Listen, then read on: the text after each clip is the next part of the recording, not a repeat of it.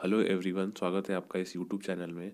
और आज की इस वीडियो में मैं आपको बताऊंगा कि कोल माइंस रेगुलेशन 2017 में जो इंस्पेक्शंस दिए हुए हैं कि इंस्पेक्शन कौन करेगा और कितने टाइम पे किया जाएगा, ये इससे रिलेटेड वीडियो है।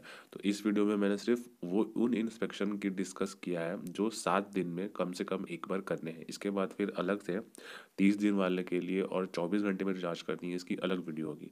ये सिर्फ 7 डेज के जो अंदर इंस्पेक्शन करनी है उन पे रिलेटेड है। तो चलिए देखते हैं वीडियोस, तो सारे इंस्पेक्शन कौन कौन से हैं।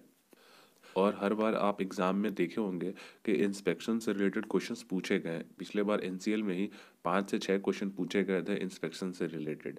तो इसमें आपको डेट में कंफ्यूज नहीं होना है कि कौन सी जांच 30 दिन में करनी है, कौन सी जांच 7 दिन में करनी है। तो इस वाले में जो पहली जांच है, once at least in every 7 days, तो ये रेगुलेशन नंबर 48 के सब रेगुलेशन आई में दिया हुआ है।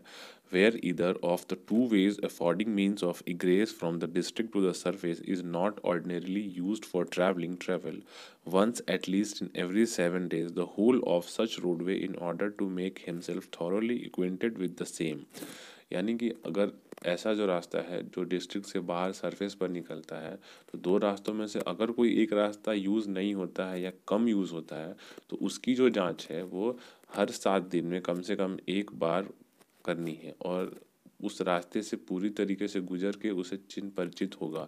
तो ये काम कौन करता है? माइनिंग सरदार। तो ये हो गया पहला, जो once at least in every 7 days में आता है। इसके बाद जो दूसरी जांच है वो रेगुलेशन नंबर 75 में है, periodic examination of shaft, incline and other outlet. तो इसमें क्या लिखा हुआ है? Every shaft, incline and other outlet provided as required by regulation 71 shall be examined once at least in every 7 days by an overman or other competent person, and a report of every such examination shall immediately thereafter be recorded in a bound paged book kept for the purpose and shall be signed and dated by the person making the examination। यानी कि regulation number 71 के अनुसार जितने भी outlets हैं, shaft है, incline है, तो इनकी जांच जो है वो 7 दिन में कम से कम एक बार कौन करेगा? ओवरमैन करेगा या सक्षम व्यक्ति करेगा, और इसके बाद इसकी रिपोर्ट रखेगा साइन वाइन करके।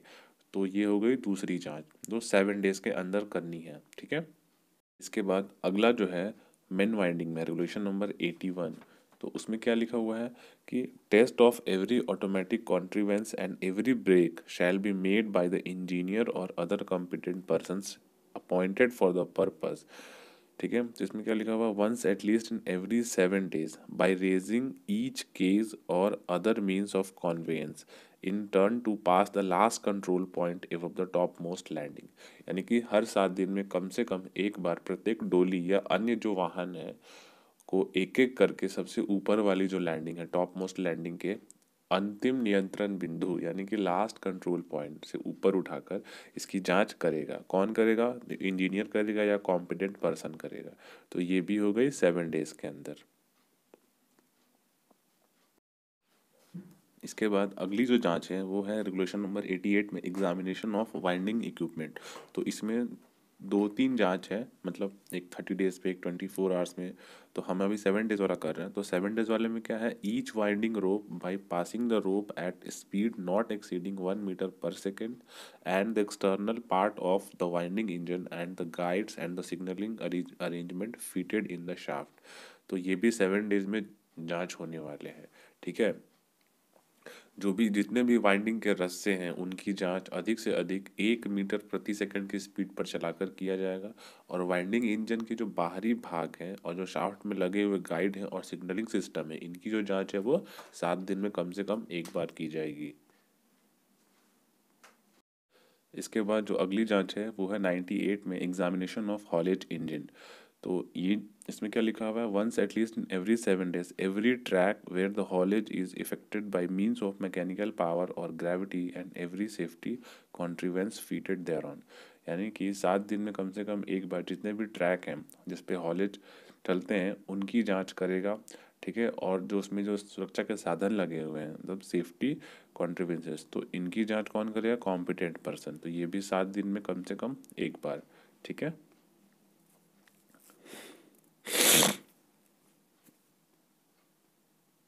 इसके बाद अगली जांच है 7 डेज वाले में, examination of haulage and travelling roadways. ठीक है, it shall be the duty of the overman और other competent person to examine carefully once at least in every 7 days the state of all haulage and travelling roads and roadways, including roadways leading to all the outlets of the mine which are in use, and a report of every such examination shall be recorded in a bound page book kept for the purpose and shall be signed and dated by the person who made the examination।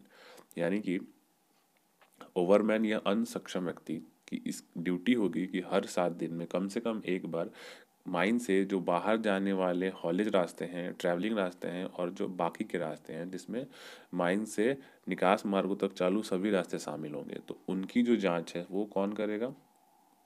ओवरमैन या other competent person, और इसकी फिर report रखेगा और sign करके, ये सारी चीज़ें हैं। तो इसकी भी जांच 7 डेज में करेगी, यानी कि examination of haulage and travelling roadways, इनकी जांच 7 दिन में कम से कम एक बार कौन करेगा? ओवरमैन या अदर कॉम्पिटेंट पर्सन।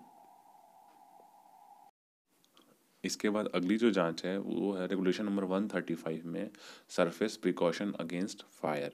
तो इसके सब रेगुलेशन 6 में लिखा हुआ है, a competent person shall once at least in every 7 days inspect the top of all entrances to a mine, all open cast workings and any ground broken by extraction of coal in order to ascertain whether the precautions laid down under the regulation have been complied with, and for the presence of any fire that may have broken out or any indication thereof। यानी कि इस regulation में मतलब जो भी बातें लिखी हुई हैं, जो सावधानियों का पालन हो रहा है या नहीं, इसकी जांच के लिए, और यदि आग लगी हो या आग लगने के लक्षण हो तो उसकी जानकारी के लिए कोई भी कॉम्पिटेंट पर्सन हर 7 दिन में कम से कम एक बार जो माइन के प्रवेश मार्ग है, यानी कि माइन एंट्रेंस है वहाँ पे, और ओपन कास्ट माइन में अगर कोयला निकालने से अगर कोई ज़मीन धंसी हुई है तो उस जगह की जांच करेगा। ठीक है, कॉम्पिटेंट पर्सन जो है वो हर 7 दिन में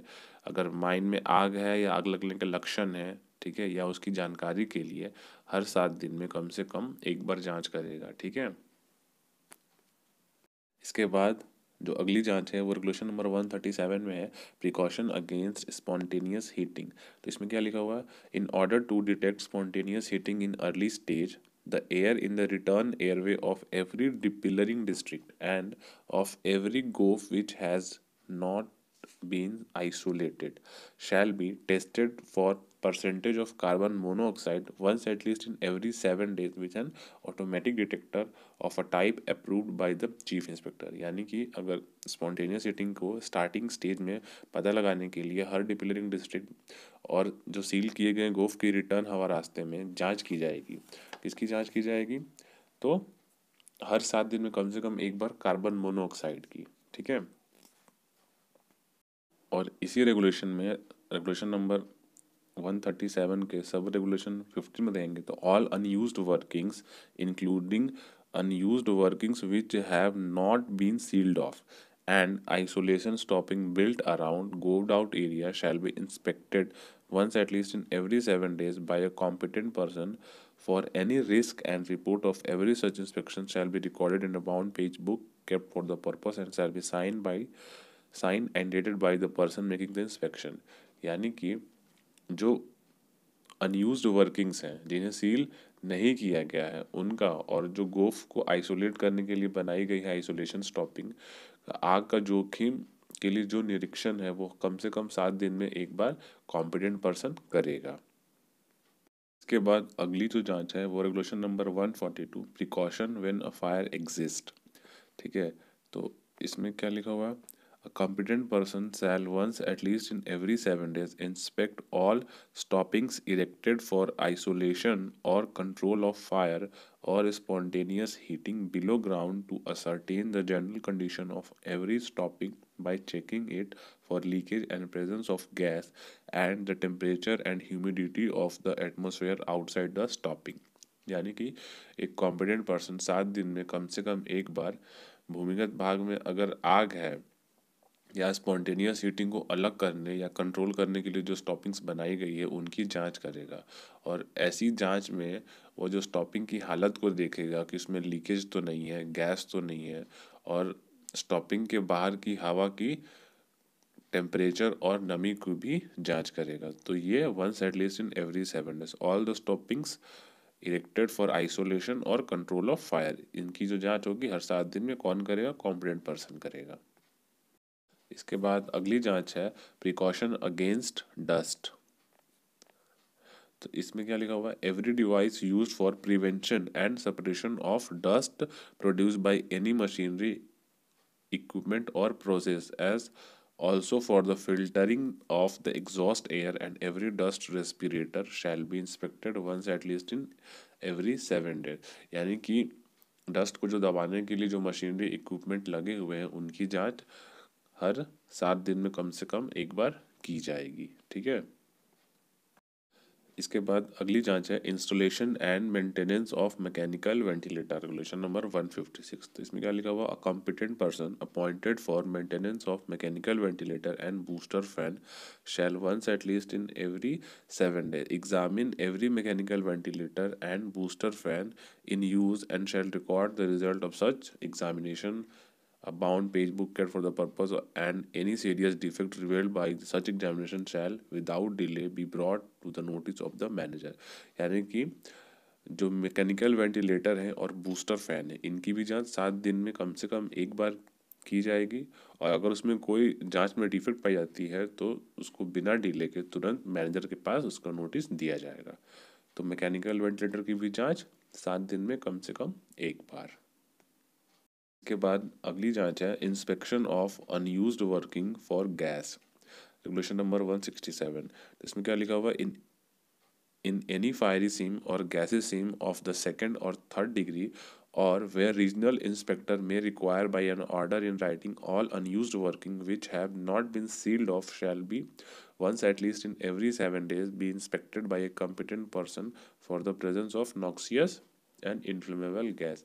यानी कि फायरी सीम है या सेकेंड या थर्ड डिग्री गैसेस सीम है, उसमें अन्य जगह जिस पे रीजनल इंस्पेक्टर लिखित आदेश देता है तो उसकी जो अनयूज्ड वर्किंग है, ऑल अनयूज्ड वर्किंग जो कि सील्ड ऑफ नहीं है, उनकी जांच हर 7 दिन में कम से कम एक बार कॉम्पिटेंट पर्सन करेगा कि वहाँ पे इन्फ्लेमेबल गैस या नॉक्सियस गैस है या नहीं। इसके बाद अगली जो जांच है वो regulation number 169, determination of percentage of inflammable gas end of environmental condition. यानी कि अगर ऐसे डिस्ट्रिक्ट जिसमें मतलब इलेक्ट्रिसिटी यूज़ की जाती है तो उस वाले केस में इन्फ्लेमेबल गैस की जो परसेंटेज है वो मालूम की जाएगी हर 7 दिन में कम से कम एक बार। लेकिन अगर वहाँ पे ज्वलनशील गैस यानी कि इन्फ्लेमेबल गैस की जो मात्रा है वो 0.5% से अगर अधिक मिले तो उसके हर 24 घंटे में एक बार किया जाएगा जांच। ठीक है। और जब तक 0.8% से अधिक है तो हर 7 दिन के बाद भी किया जाएगा 24 घंटे में एक बार, जब तक कि 0.8% से कम ना रहे। अगर 0.8% से कम है तो हर 7 दिन में एक बार सैंपल लिया जाएगा अगर इलेक्ट्रिसिटी यूज़ की जाती है काम में उस डिस्ट्रिक्ट में। तो इसके बाद है regulation number 179, maintenance and examination of safety lab. तो इसमें क्या लिखा हुआ है? द मैनेजर, असिस्टेंट मैनेजर और a competent person appointed for the purpose shall once at least in every 7 day examine thoroughly every safety lab in use and shall record for the result of examination of every such lab in a bound page book. ठीक है। यानी कि जो flame safety lamp है हर 7 दिन में कम से कम उसको थॉरोली जांच करेगा। कौन करेगा? मैनेजर, असिस्टेंट मैनेजर और अ कॉम्पिटेंट पर्सन अपॉइंटेड, जो कि अपॉइंटेड है। ठीक है। तो फ्लेम सेफ्टी लैम्प की जांच हर 7 दिन में एक बार कम से कम। इसके बाद अगला है regulation number 213, working and examination of machinery. तो ये भी जांच कौन करेगा? Competent person. Once at least in every 7 days make a thorough inspection of all machinery and plant in use and shall record the result thereof in a bound page book kept for the purpose। यानी कि all machinery and plant in use इनकी जांच हर 7 दिन में एक बार कौन करेगा? Competent person करेगा मशीनरीज की जांच। इसके बाद लास्ट है जो 7 days वाले में फेंसेस। तो रेगुलेशन नंबर 237 इसमें क्या है, every fence erected on the surface shall once at least in every 7 days be examined by a competent person, and a report of every such inspection shall be recorded in a bound page book kept for the purpose, duly signed and dated by the person who made the examination। यानी कि fencing की जो जांच है वो हर 7 दिन में कम से कम एक बार की जाएगी। ठीक है, कौन करेगा, कॉम्पिटेंट पर्सन करेगा। इसके बाद एंड में एक सवाल है आप सभी के लिए, winding engine and its condition of internal part shall be examined by a competent person at least once in every day, once in 30 days, once in 60 days, once in a year. तो इस question का answer आप मुझे comment में बताएं, और यही question NCL के माइनिंग सदर के भी एग्जाम में पूछा गया था। अगर आपको ये वीडियो पसंद आई तो वीडियो को लाइक करना है, शेयर करना है और चैनल को सब्सक्राइब कर लेना है।